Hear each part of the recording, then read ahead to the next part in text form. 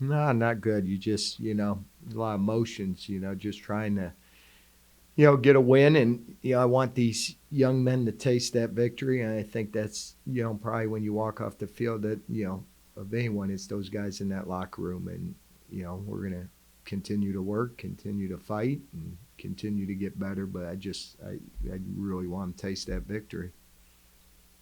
I feel like today has probably definitely been the most competitive you guys have been all season, so you have to at least be happy with that. The offense looked a lot better today. Our goal this week was we needed to start fast. So we really emphasized that, kind of changed up too, even how we practice, just to get ones on ones and, try to develop our offensive line. I felt like our line was opening holes. I felt like we were getting movement up front. And those are the things you're going to see with a young offensive line.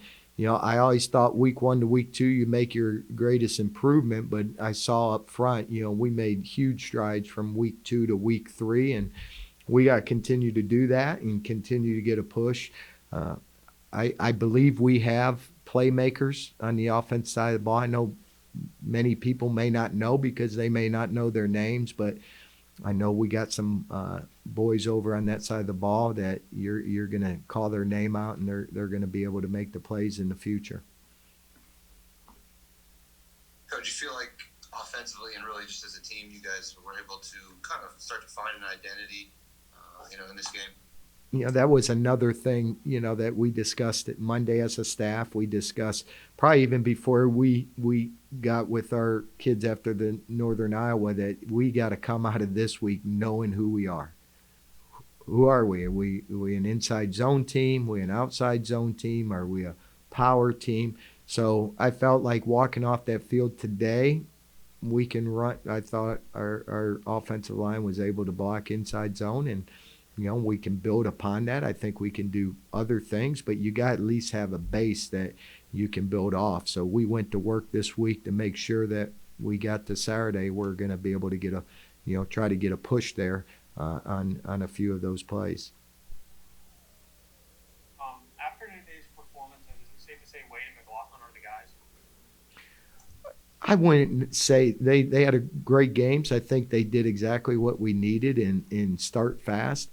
I think it's still unfair to, Joe's been, nobody knows this. Joe's probably the toughest, kid in there because, he's been battling a bruise to that leg. And if you would see that leg, you'd be shocked. I don't know if I'd be walking, without a limp. So, he's really, sucked that injury up and has competed the last 2 weeks. But, when you start a game that fast and you've gained momentum, it's hard to make a shift at that point. And I told Mark and Joe this week, we got to get to, you see quarterbacks that are playing each week, and those quarterbacks are taking 90% of the reps all week.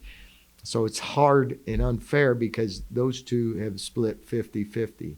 Eventually, we'll get to a point, where, when we make a call that quarterback may be getting 80% and the other getting 20% in a week of practice. But we're going to go in and evaluate tape, evaluate practice, who's making the best decisions. But I thought Mark did exactly what we needed to do to start the football game, and that was start fast and put points on the board. And our quarterbacks know their goal, their job, is to get first downs and get the offense in the end zone. So they'd be the first ones to tell you that. What about Jaleel? He seems to have a little bit of an edge to him with that speed, his cutting ability. What does he kind of bring to the table as a player on offense? He does, and I think London can do the same things. Jaleel today had 124 yards, I see, which is nice to see someone, break that 100-yard mark. And, what Jaleel can do is sometimes he can make somebody miss. So maybe we don't block everyone, and he makes that he can make a player miss. But, we need two running backs, one running back in this league, you're going to wear out real quick. I think London and Jaleel, complement each other well. London, had a, got beat up a little bit in that first half, so he wasn't 100%. But I think as we move in the future, and then you got Christian Turner, who has a great role in our football team, whether it's getting in the backfield for pass pro, third down, and special teams. So I think all three of those young men bring value. But we wanted to start. We changed it up, and I said it was nothing personal this week. But going into Thursday, I felt like we needed to change things up. What we did the previous 2 weeks, and we executed. I think a lot of that I owe to the offensive line. It's a lot easier running and throwing the ball when you have protection and you have holes opening. How big of a momentum shift was it late in the first half when they went and scored and kind of took the momentum there and came back, got the ball, scored again? How much of a change was that? That was huge. That was huge. And I tried to, without killing momentum, without killing our own momentum, we were trying to work that clock at the end of the first half. We were in the red zone. If you notice, we're letting the clock get down to 5 seconds without taking away the momentum you have, because we need to score touchdowns. We're not to the point where we got to go with momentum. But we're trying to get it down. I wish we could have got it down under a minute. They had under 2 minutes. And it gave them enough time because we knew they were getting the ball in the second half. So if we could have went in and not give them as much time and maybe they just get a field goal, that's a big difference. And they were able to flip that momentum. So they're able to get points going into halftime, knowing they get the ball in the second half, score in the second half. But the one thing I'm proud of our young men, all right, that's adversity in game. They just scored 2 touchdowns on us, but we were able to hang in there, fight back, and stay in this football game with a chance to win, on the 35. I forget where we even ended the last drive, but have a chance to tie the football game. You have a really young team. What did you tell your offense and your defense towards the end of the fourth quarter in some big situations? Well, we started fast, so we just needed to finish. We needed to, the message isn't going to change every week. With our team, the message isn't going to change. We got to stay together.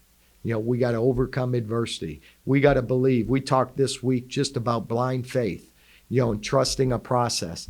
What do they know? They're listening to what we're telling them, and they got to trust that if we do the things necessary, and it starts in practice, but if we do the things necessary, we're going to put ourselves into a position where we're going to win those football games on Saturday, and that's the ultimate goal. Wish we were there.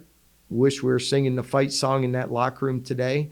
I mean, that kills me because, again, more important, I want it for them. They're the ones that work hard. This is their football team. I want them to taste that victory.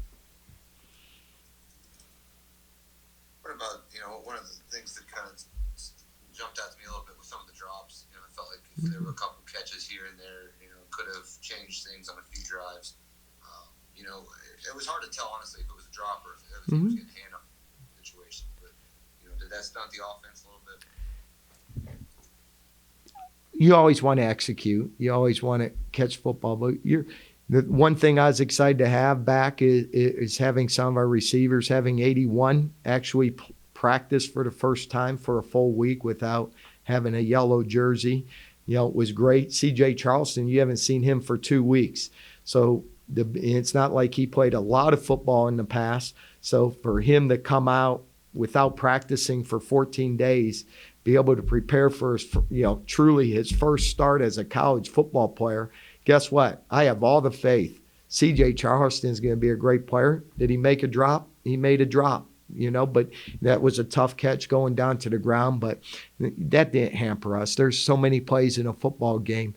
Not one play is that good enough to determine the outcome of a football game. And that's a play. C.J. Charleston's going to make a lot of plays for us in the future. Last question from me. I noticed whenever they picked up the tempo, the defense struggled a little bit whenever they were running no huddle on the perimeter and stuff like that. Is that something you're going to address in practice this week? We do a tempo period every day. So, that's how you get momentum. We do the same thing. If it's 3rd and short, let's say it was 2nd and 8, and we're now 3rd and 1, we're going tempo real quick just because all of a sudden now defense has to line up. They got to recognize what formation. You got to get the calls in. So, we don't see too much tempo in this league, but, it's something that we work on. It's something that we got to get better at. And it's something even offensively, it's in our arsenal. And I think as we consistently get the players back over time to practice, consecutively for 2 weeks, that I think it helps momentum in football games if you can execute that.